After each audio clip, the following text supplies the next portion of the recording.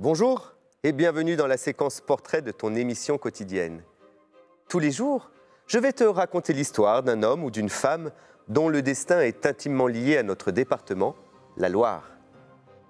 Aujourd'hui, je te propose de découvrir la vie brillante de Benoît Fournéron. Je le connais, me diras-tu, c'est une place. En effet, il a donné son nom à une place de Saint-Étienne et aussi à un lycée technique. Mais pourquoi a-t-il marqué les mémoires? Le petit Benoît naît en 1802 à Saint-Étienne. Son papa était géomètre. Il faisait des relevés de mesure de terrain, aussi bien en surface qu'en sous-sol, métier indispensable au moment où les mines de charbon stéphanoises se développent.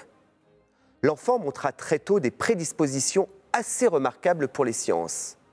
Il rentre au collège à 9 ans, puis à l'école des mines, célèbre école qui forme des ingénieurs avant l'âge légal de 15 ans. Il lui arrivera même de remplacer son professeur de mathématiques quand celui-ci est absent. Tu l'as compris, Benoît est un surdoué. Nous sommes en pleine révolution industrielle. Les besoins en énergie ne cessent de croître pour faire fonctionner toujours plus les machines-outils dans les usines. Bien que la force de l'eau soit connue depuis longtemps pour produire de l'énergie, les engins l'utilisant ne sont pas très efficaces. Benoît planche sur le sujet et invente une machine au nom un peu barbare, mais ô combien efficace. La turbine à pression universelle et continue. Un système de roues tournant dans tous les sens et démultipliant la force de l'eau. Son invention, pour pas qu'on lui vole l'idée, est brevetée en 1832. Et celle-ci, après avoir été déployée dans toute la France, s'exporte dans le monde entier, notamment en Russie et au Mexique. Suite à cela, Benoît reçoit de nombreuses distinctions qui récompensent cette formidable trouvaille. Il ira plus loin dans ses recherches sur l'utilisation de l'énergie hydraulique, notamment grâce aux chutes d'eau. Il est invité dans de nombreuses capitales européennes pour partager le résultat de ses travaux.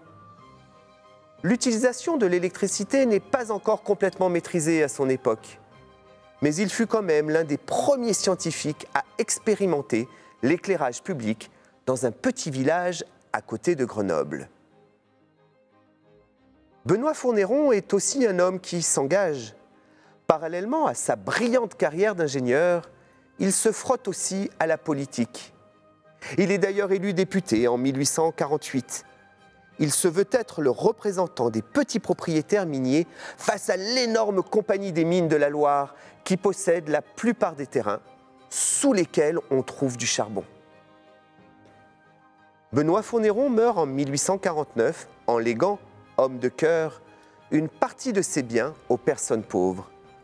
Il méritait donc bien que la ville qu'il a vue naître lui rende hommage en donnant son nom, comme je te l'ai dit, à une place et à un lycée.